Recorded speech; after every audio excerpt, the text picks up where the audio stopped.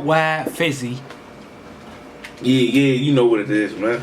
The rapper, the entrepreneur, the league owner, the battle rapper, the etc. How you doing, man? I'm chilling, man. You know, good. What's good, Smug? I mean, we dealing with the pandemic together, so you know, stay at home. We still working and shit like that. So Definitely still working. I just want to know how you feeling about all this shit going on. As far as what, the pandemic shit, or just? I mean, just the time and how situations is right now. Personally, like how I feel with this shit, like I think it's time. The world's getting cleansed with this pandemic shit. The world needed cleansed anyway. You know what I'm saying? America, China, everything just needed cleansed. We said 2020 was perfect vision. Right now, how I'm looking at this shit is as if when you go to the eye doctor and they put the dye in your eye, everything blur up. And then it get clear again. So that's how I look at it. You know what I mean? It was needed. It was needed. Alright, so dumb it down. What's your answer to the dumb down? I mean, dumb it down for the niggas that don't understand that. I mean, the dumb it down was it was needed. It was a lot of bullshit just in the world. Period. Bullshit energy, bad energy. Like the murder rates down everywhere. You feel me? Like, so it was just needed. A lot of nonsense going on, and now with this situation being what it is, with people having to stay at home and everything, just think, you know what I'm saying? Everybody got a reality check and get to. I think people will enjoy life more after it's all over. You know what I mean? Like, really enjoy it. Okay. So, Fizzy, worldwide Fizzy.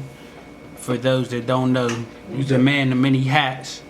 You know what I'm saying? Facts. You do a lot of things. You make music. You're a battle rapper. You own a battle rap league. Plus, you know, you got credibility. Let's just say. You know what I mean? So we're going to talk about all them different subjects. We're going to start out with, like, you know what I'm saying, your music situation. Like, let's talk about your music. You recently dropped a CD, a mixtape, or album, EP. Yeah. You know, on platforms everywhere.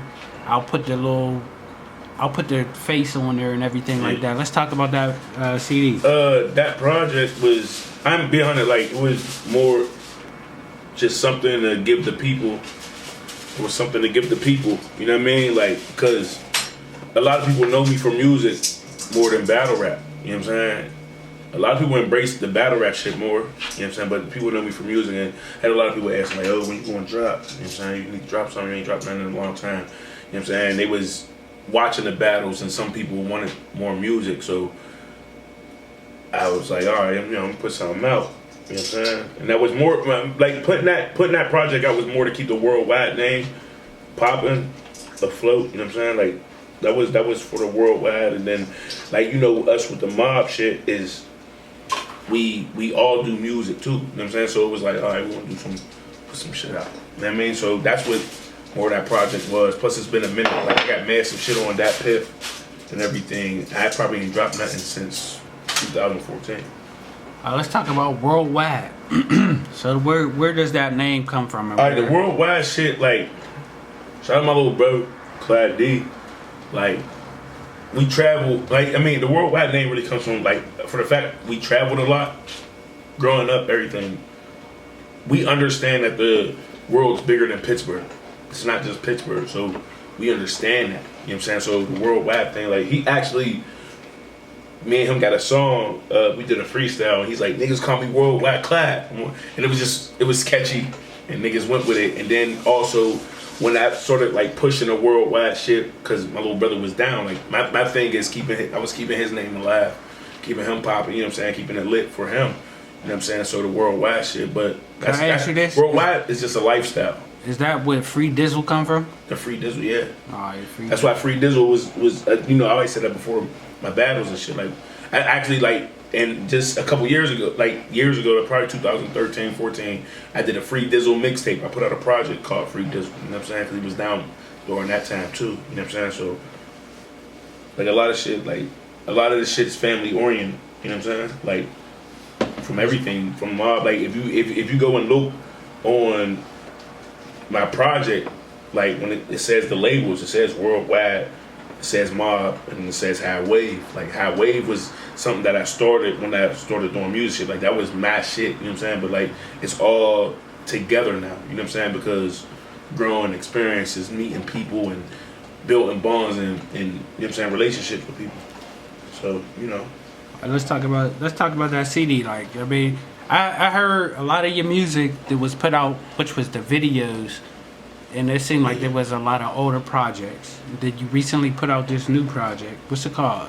Everything You See. Everything You See. You put out Everything You See recently. I mean, so you know, I've seen the transition from then to now.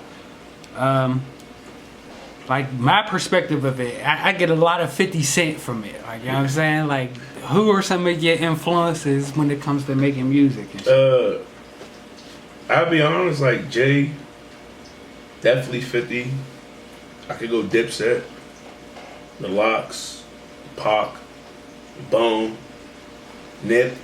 You know what I mean? Like, my music influences could, from generation to generation.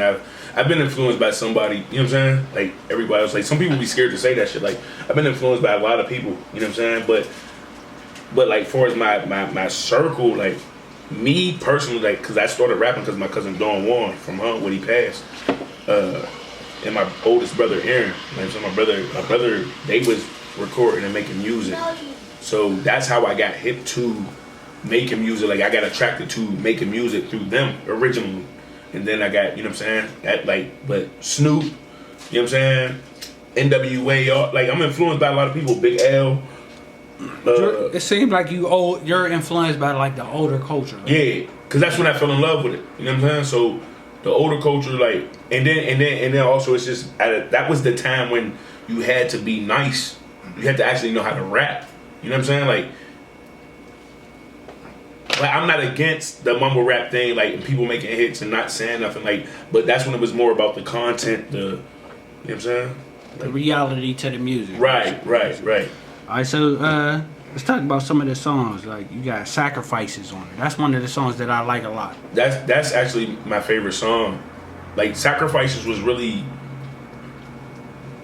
a personal jam for me because I spoke on personal shit, and like I say, even on there, like, you know what I'm saying, for my cousin, from my little cousin Boot, for my young nigga Koo, you know what I'm saying, for my cousin Don Juan, you know what I'm saying, like them is people that was in my life. That Sacrifices is definitely my favorite track on that one, because that joint, I really like that shit. That joint, I think it's real, and I think motherfuckers out here and living and doing the shit, they can relate to it. It was a relatable song. I think that's a timeless type of song. You know what I mean? Right. One of my another favorites is To Y'all on our CD. I'm be honest. All right, To Y'all that's me. That was from a childhood perspective, and especially that second verse when I was talking about the women. You know what I mean? Like that was a childhood perspective, and that was more of how I was raised, because like that jam was really for my homies. That was a real personal jam. There's some stuff I say in there I probably shouldn't have said, but I said it because it was real. It was me. So somebody got a little bit of your life in that. Yeah. Like so I gave my life in that. Yeah, like you know what I'm saying. But that's what it was. And I'm gonna be honest, like To Y'all wasn't even written. Like I really was just rapping. Like I didn't write the song. I just went in, I heard the beat, and like the hook. And shout out Jay Moore, man. Jay Moore engineered probably that whole project. I was gonna say that, like the producers on that project. Who is all right, Track Pros produced damn near every except for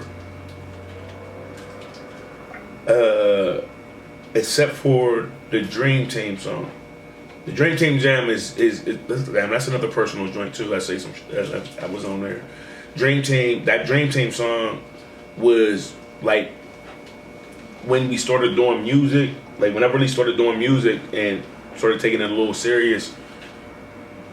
It was me, Clad D, my little brother, my nigga Lil E, my man Tali, and my little brother Naked. So it's like when we was pushing the Dream Team shit, I was doing the GOV wave, you know what I'm saying? Like we was under GOV. You know what I'm saying? We was under the government. You know what I'm saying? That's money in them and shit. So that song though, like if you like listen to the lyrics, it's a little deep in that joint too, man. You know what I mean?